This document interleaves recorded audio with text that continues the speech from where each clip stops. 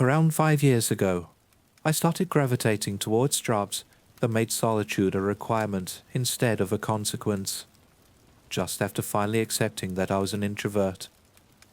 I tried wildlife surveys, a forestry internship, and even worked private fire mitigation one summer before this gig found me.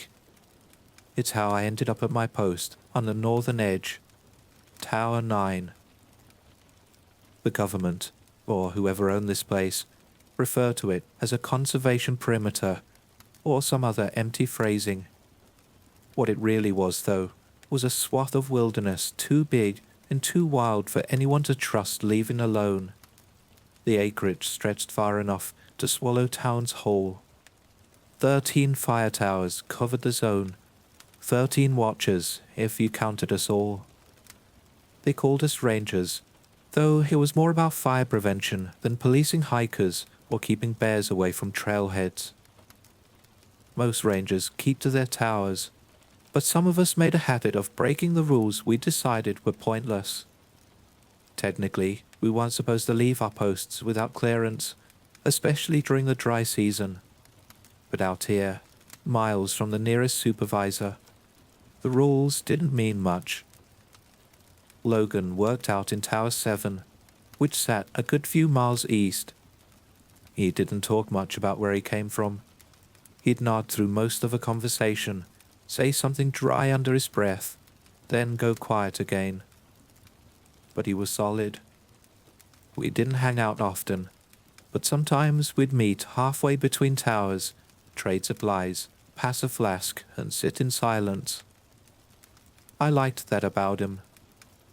But not everyone was like Logan. Ezekiel worked out of Tower 8, the closest one to me, and he'd been there longer than anyone. Every ranger I asked gave me a different answer about how long he'd been around. Some said 5 years, others said 20. I knew only this: he never left. Those were the only 2 towers that were within reasonable trekking distance. The other towers sat so far away, the only interactions I ever got with them was through the radio. Winter rotation was optional. Most of us rotated out during the snow season, took breaks, went home, let the off-season crew handle things. But Ezekiel stayed through all of it, year after year. Supposedly, he'd signed some agreement with the agency to maintain permanent watch. I'd only spoken to him twice. Both times were uncomfortable. The first time, I passed him on the ridge while heading toward Tower 6. I didn't say anything to him, and I felt bad about it. But Logan had told me so much creepy stuff about Ezekiel that I almost didn't even want to speak to him. He didn't say anything either, until I was nearly past and asked me if I'd seen anything strange on my way. I said I hadn't.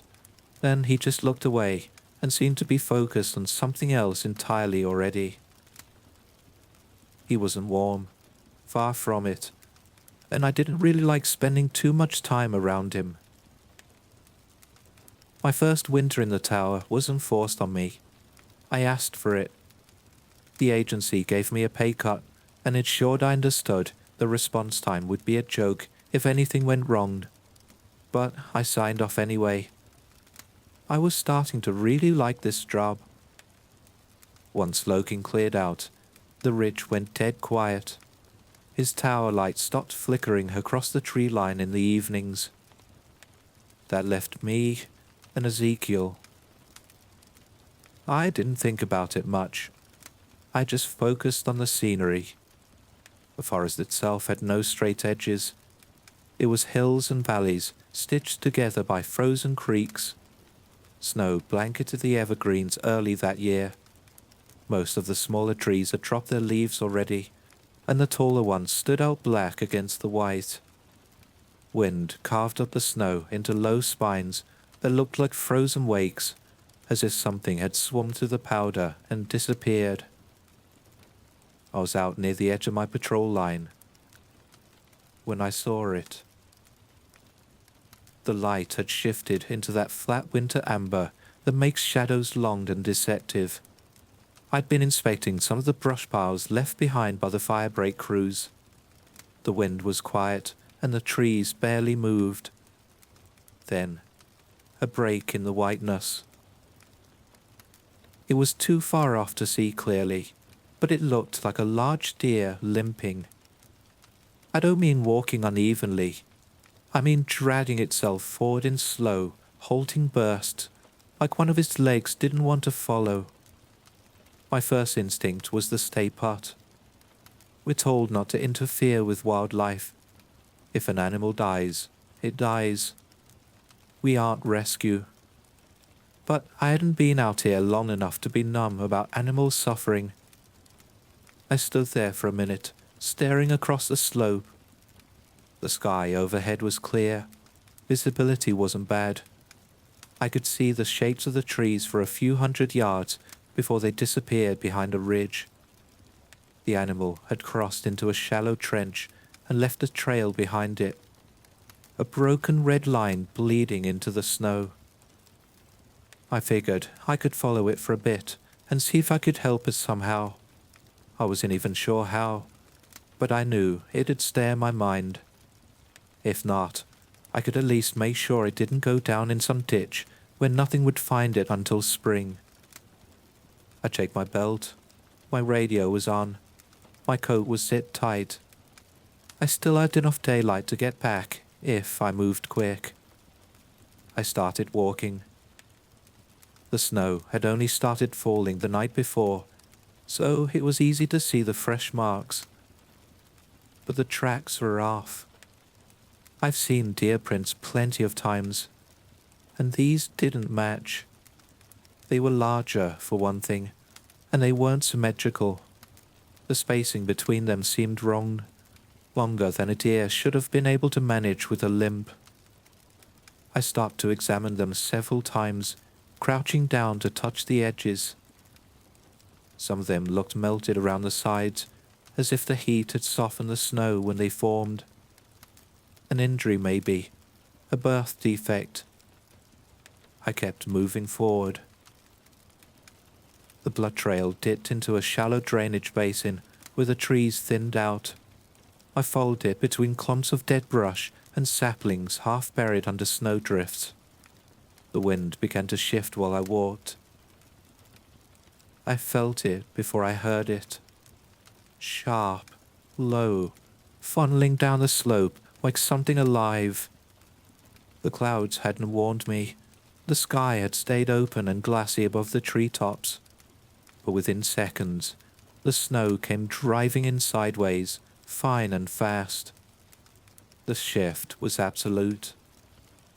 One moment, I could still see the trees standing in soft ranks ahead of me.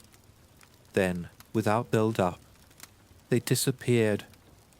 Wind slammed through the trees and pulled the temperature down so fast my fingers ached through the gloves. I stopped walking, turned a slow circle. Everything I'd used to orient myself, tree formations, ridge lines, even the slope under my feet, vanished beneath a layer of rushing white. I squinted through the sudden torrent. The trail had disappeared. So had everything else.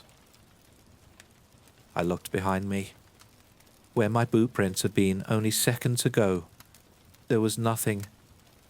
The snow had sealed them up as if I'd never walked there at all. My first thought was to find higher ground. I turned around and took 2 steps, then stopped again. I couldn't see anything I recognized. Even the sound of my own steps felt swallowed by the wind. It wasn't that I couldn't tell which direction I'd come from. I had no idea which direction anything was anymore. I reached for my radio and keyed it. Tower 9 to anyone on frequency. Come in. Nothing. Repeat, this is Tower 9. Whiteout conditions. Need triangulation or direction assist. Anyone reading this? Silence. I lowered the radio. I tried to listen past the storm, to find some auditory landmark that might give me a clue. Still, there was nothing except wind tearing across the snow and the occasional snap of overburdened branches breaking under weight. I started walking again. I kept my bearings tight, using small trees as markers and moving slowly, hoping to recognize some formation or shape that would confirm I was loping back toward familiar territory. I paused again and took a long breath. My breath fogged up the inside of my hood. I adjusted the drawstring, tried to calm the pounding in my chest. Getting lost out here wasn't new. Every ranger did it at least once. I kept walking. Minutes passed. I couldn't tell how many. Then I saw something on the ground ahead. It was the deer, or what it looked like one. I approached slowly, expecting it to jolt up the way wounded deer sometimes do when you get too close. But it stayed still, half buried in the snow, ribs rising in a sharp curve, one hind leg twisted off to the side at an unnatural angle. The closer I got, the less it made sense. I stopped 10 feet away and stared. Its head was all wronged. At first glance, it resembled a deer's skull, long and narrow with patches of fur frozen stiff across it. But the face had lips, thin, cracked lips stretched back over teeth, almost human. Its neck bent upward in a way no animal spine should have allowed. Antlers, or something like them, jutted out in short nubs from either side of its skull, but they had branching ends that looked almost sculpted.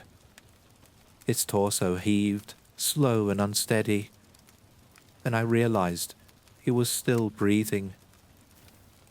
I took one step back, then another. My boots sank into the snow. I tried not to make noise. Its eye turned toward me, singular, strikingly human, and its body convulsed. A paw shot forward from beneath its torso. Not a hoof, not a deer leg. A bear's limb, thick and matted with fur, punched into the snow and dragged the rest of the body forward as it rose. It stood half upright, something between a man and a beast. Then it lunged. I dropped my radio and fell sideways into the snow. Its claws grazed the sleeve of my jacket, tearing the fabric but missing the flesh. I rolled backward and kicked at its ribs, but its weight bore down fast. It snarled. Wet breath blasted against my neck. The smell made me gag. I noticed then a massive bleeding gash on its side. Quickly, I grabbed a branch off the ground, snapping it from the ice. I drove it into the thing's injury. It made a deep, choking noise and reeled back, landing hard. I scrambled to my feet and ran. I pushed through snowdrift and tree trunks, branches tearing at my clothes, breath heaving through my throat. My legs went numb from the cold, but I didn't stop. I ran until my lungs burned and the wind was a wall against my chest. I didn't even realize where I was until I saw the structure through the white. Thin metal legs extended upward into the mist, too straight to be natural. I recognized the silhouette immediately. The tower, Ezekiel's tower. Somehow, I had looped west. I didn't waste time. I found the staircase and started up, my boots barely gripping the ice-slicked metal. I knocked when I reached the top. No answer. I knocked again, harder this time. Nothing. I pushed the door open. The warmth hit me first. A weak orange glow flickered from an old stove in the corner. The windows were covered in thick, mismatched curtains. Blankets and furs were piled around the walls. I stepped inside and closed the door behind me, my fingers trembling. I didn't realize how cold I'd been until the heat hit my skin. Then I looked around. I had never been inside Ezekiel's tower. I didn't know anyone who had. The space was packed with things that didn't belong in a lockout. Wall to wall, hooks and shelves cradled with weapons. Rifles lined the east wall, handguns rested in open crates. Ornamental carvings marked every one of them. Runes, letters I couldn't read, lines and circles scratched into the stocks and barrels. Several of the bullets were laid out across the table under the window, their surfaces glinting like silver or some other precious metal. Dream catchers hung in the corners, animal skulls rested on ledges, each of the forehead marked with red wax or ink. I backed away from the table and sank into a low chair near the stove, trying to catch my breath. My chest ached. I leaned forward, resting my arms on my knees. Then I heard the stairs creaking outside. I immediately thought of that thing. My first thought was that it had tracked me down, and now I had nowhere to actually go. I raced toward the wall for one of Ezekiel's guns when the door opened behind me, and Ezekiel stepped inside. His coat was dusted in snow, his gloves rough. He shut the door and looked over at me with no surprise. I looked at him, dumbfounded, my hands resting on one of the rifles, still attached to the wall. Ezekiel, you won't believe me, but... You saw it? He asked. I opened my mouth, trying to explain, but he cut me off before I could finish. Was it injured? I nodded. Good. Means the trap worked, he responded.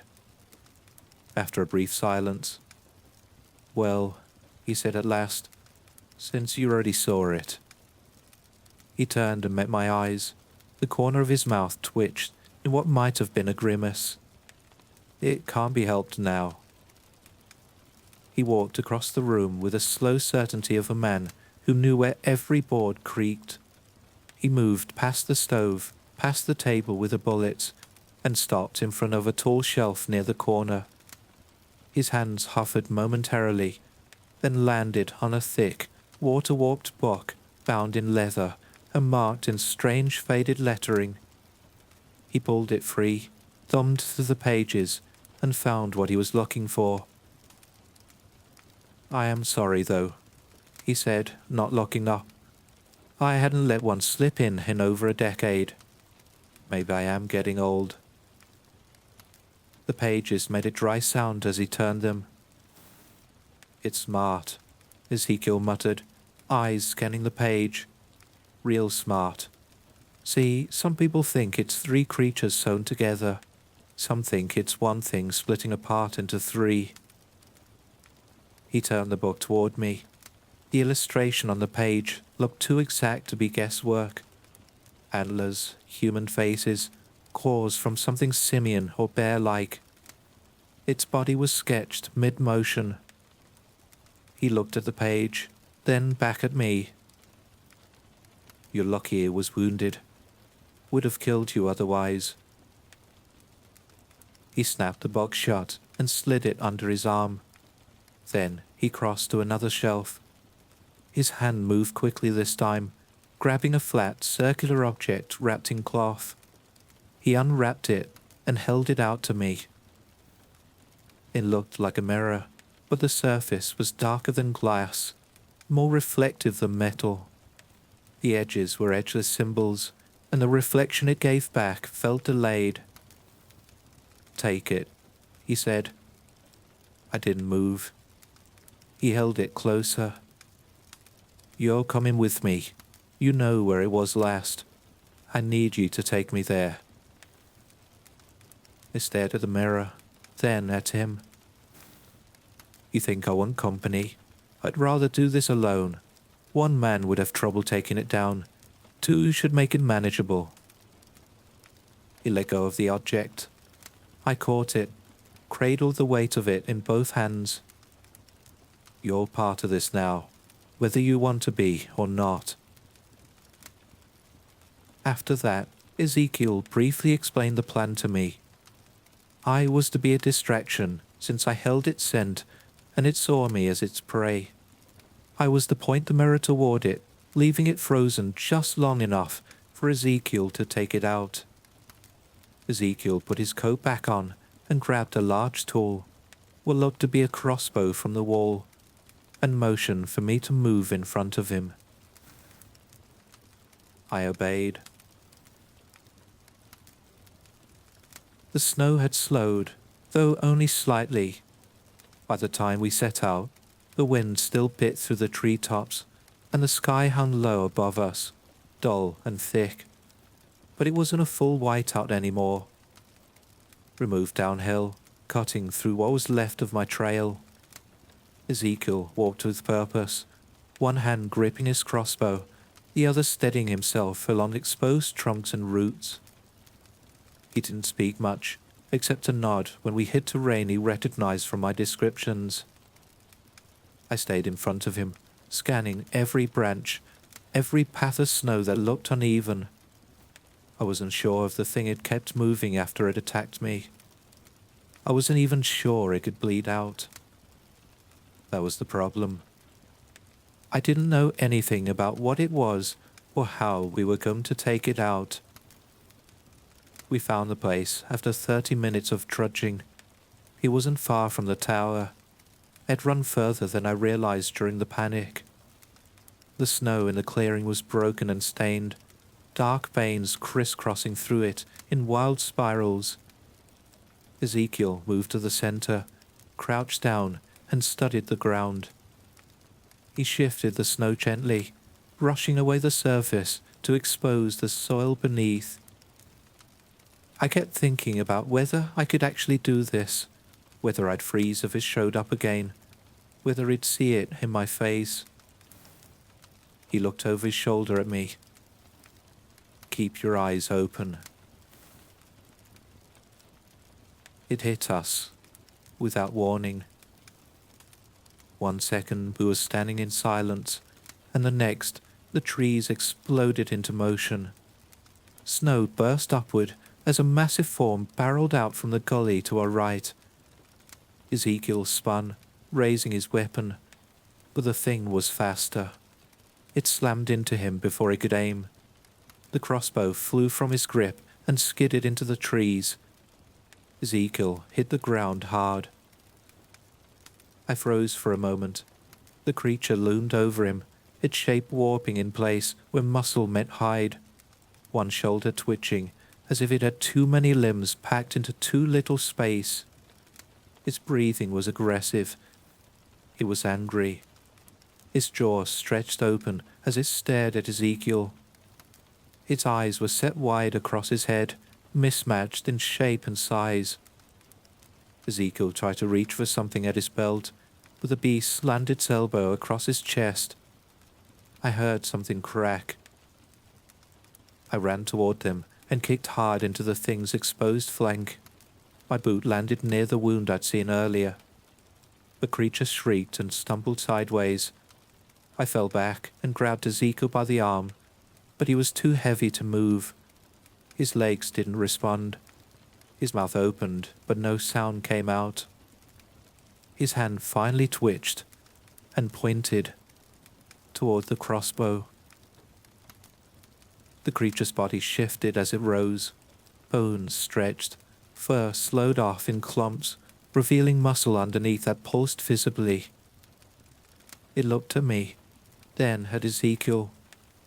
It growled a low noise that vibrated in my chest. "Move," Ezekiel managed the painful shout. I backed up, raised the mirror, and held it in both hands. I had forgotten I still had it until then. The creature looked directly into it and stopped moving. Its head tilted, its limbs slackened, the snarl faded from its face. For a moment, it simply stood there, frozen. I lowered the mirror and dove for the crossbow. My hand wrapped around the grip, fingers clumsy with adrenaline. I turned back toward it and brought the weapon up. I hadn't fired one in years. The trigger felt unfamiliar. The bolt was already loaded. I aimed, then hesitated. I only had one chance, and if I missed... It blinked, and the spell broke. The creature launched forward again, this time angling toward Ezekiel. His hands went up weakly to defend himself. I quickly inhaled and pulled the trigger. The bolt sank deep into the creature's ribs as it twisted mid-motion. It shrieked, a horrible noise that shifted in pitch halfway through, as if several voices were laid beneath it. Its body staggered, then shimmered. The edges of it began to thin, stretching outward like smoke caught in reverse wind. It disappeared. The clearing was silent again. I looked over. Ezekiel was slumped against the trunk, his coat soaked through with blood. He gave a dry, hoarse chuckle and shook his head. "Not bad," he coughed. It was at that moment that I wondered if Ezekiel would ever need help again. After all, he was getting old.